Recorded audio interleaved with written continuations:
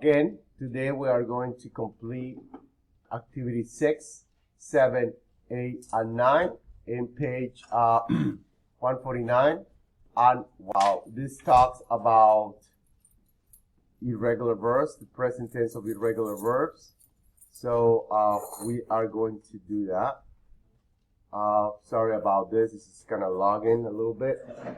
So we're just going to give the computer a little bit of time to think.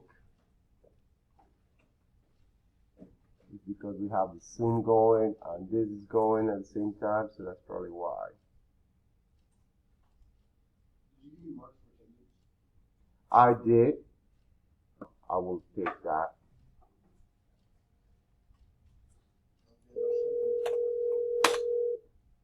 Okay, sounds good.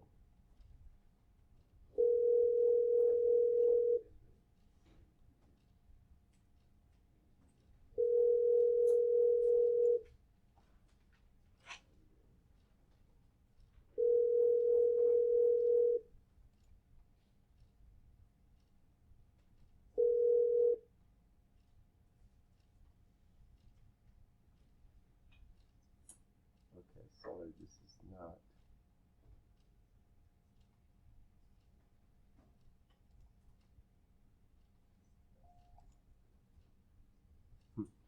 All right, so this is the regular verbs.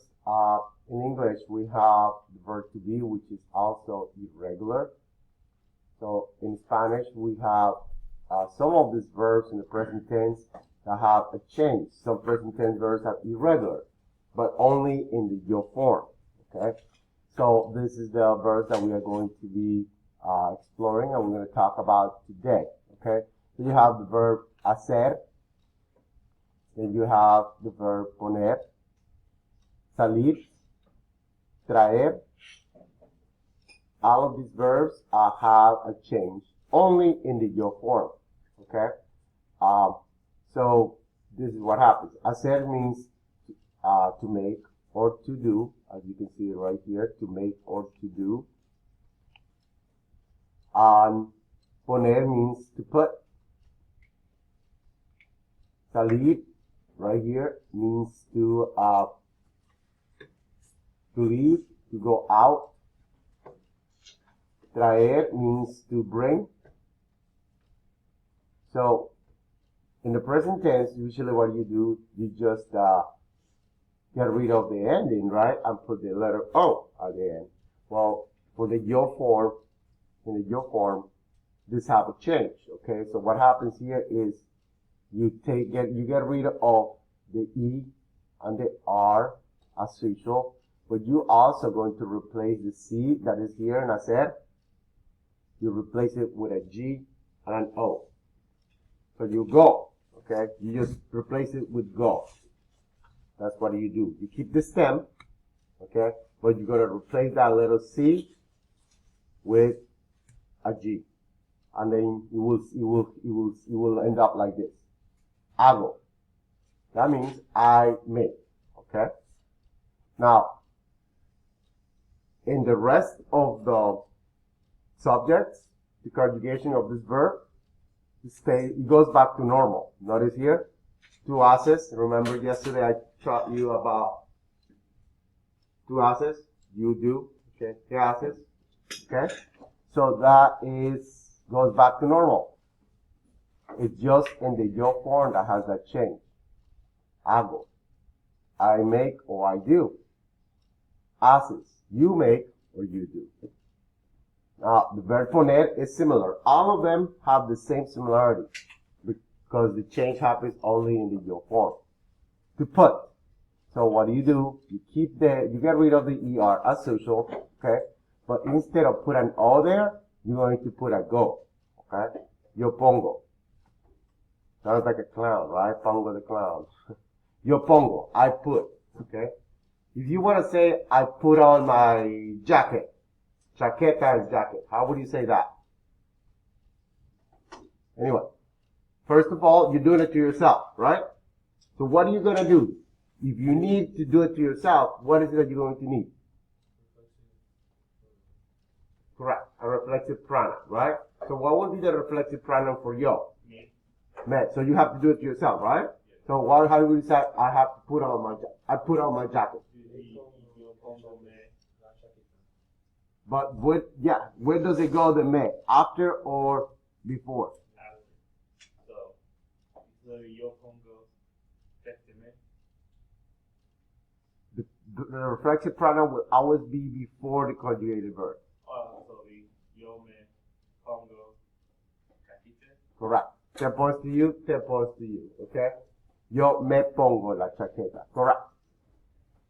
Now, when you go back to you, it goes back to normal. So it will be tú te pones la chaqueta. Pones, right? Salir has the same change. You're going to get rid of the IR and you're going to put a go. Salgo. I exit. I go out. Okay? Yo salgo. I get myself out of the class. Me salgo de la clase. Okay? Now, again, in 2, he goes back to normal. Sales. Ella, usted sale. Just in the yo form that you have that change. Traer means to bring. Yo traigo. Notice here, there's a little bit of a change as well. It's not just the ER that you gotta drop, but you also have to add an I to that one. Traigo. I bring. Yo traigo.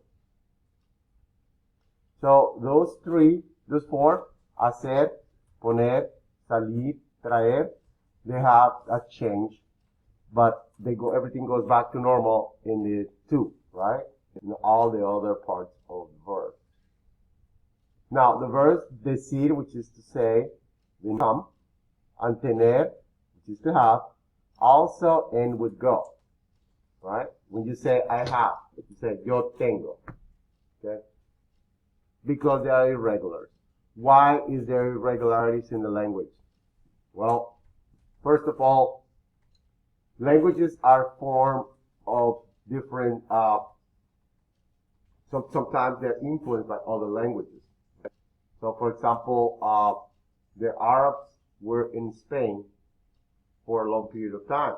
So they influenced a lot what happened. Okay, so something just went completely kaput. Alright guys, let me try to get this stopped, because you probably can't see it. Are we doing points today, Mr. Lucas? We're doing what? Are we doing points today? Yeah, I'm doing points today, but what I like you guys to do is to concentrate in your flip grid, okay? The flip grid is a lot more important than anything else. So, I believe my light just went. So, That's not good. yeah, that's not good. So, hello? Okay. Apologize for the technical difficulties. So, as I was saying before, decir, venir, and tener have the same change in the go form, in the yo form. They go to go. So, decir means to say, venir is to come, tener is to have. So, what happens is that there's also another change that happens in these verbs. The first vowel, okay, have changes as well, have like a stem change. Decir is to say, the E here changes to an I, and you do the go as well. So you say digo, okay? Also, you continue with that all through the verb. Tú dices, él dice, nosotros decimos is the only place where it goes back to normal. Venir is to come. The E changes to an IE, and you have the go as well in your form. Vengo, viene. So these ones are very irregular verbs, so you just have to remember. Tengo is the one that we are familiar the most. Tengo, I have. The E changes to an IE. And not in the yo form, but everywhere else, like in the you, the to form, el, ella, usted, tienes, tiene, tienen. and there is no thing change in this form. Okay, so today also we have other verbs that are important, such as dar, saber, and ver.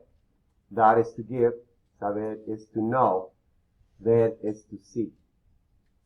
And there's another one also that's very important, which is conocer. Conocer is to know. Saber is also to know. The difference between conocer and saber is that conocer is when you meet someone, you could say conozco, a person. Or when you meet, when you have been in a place, if you have been in a place, local place, you know, like Florida or Miami. If you know Miami, you say yo conozco Miami, because you've been there. But if you, so in other words, conocer is for things that are tangible, things that you can touch. Like a person, you can actually, you know, a place, a city, you can actually, you know, be there. Now, saber, to know, is the same one, but this is more for information, things that you know how to do and things that you do not be able to touch. Okay? So that's the difference. Yet, they both are irregulars. Yo conozco, you do a Z, and you have a CO. But when you go back to the other ones, you go back to the normal conjugation.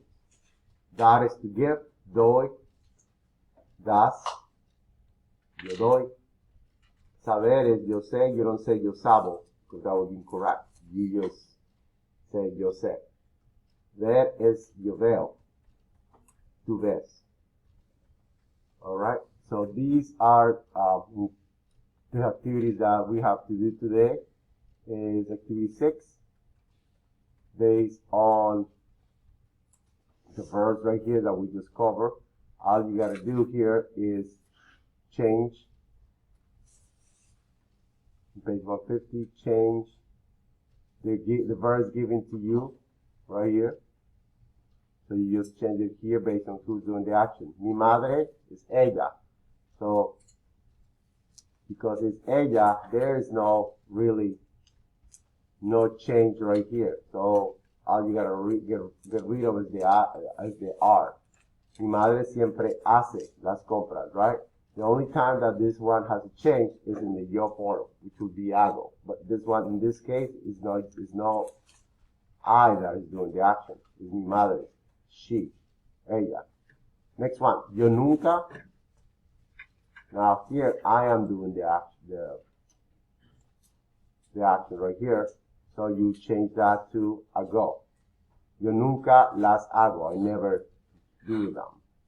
So that's what you have to do here, okay? So you just recognize where there's a change in the yo form.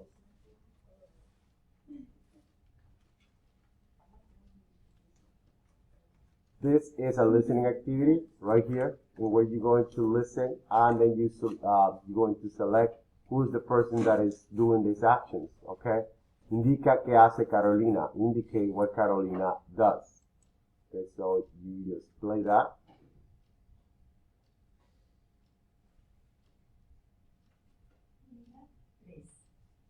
Lección 1. Actividad 7. Las fiestas. Indica qué hace Carolina para la fiesta. A veces doy fiestas pequeñas en mi casa para mis amigos. Antes de la fiesta, mi hermana limpia la sala y yo pongo la mesa. También hago todas las decoraciones. Después, salgo a la tienda para comprar los refrescos. Normalmente, mi mamá hace un pastel, pero si no tiene tiempo, yo traigo galletas de la tienda. A la hora de la fiesta, vienen todos mis amigos de la escuela y a veces vienen también mis primos. Es tan divertido. No veo mucho a mis primos porque viven lejos, pero siempre vienen para las fiestas y salen